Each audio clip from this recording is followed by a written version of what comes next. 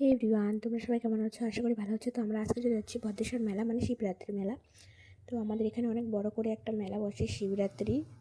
তো 3 দিন 4 দিন হয় এই মেলাটা। খুব সুন্দর, অনেক বড় জায়গা নিয়ে বসে। তো দেখো, আমার ভাস্তা গাড়িতে উঠে খুব খুশি। তো আমরা অনেকক্ষণ ঘুরেছিলাম, খুব মজা করেছিলাম।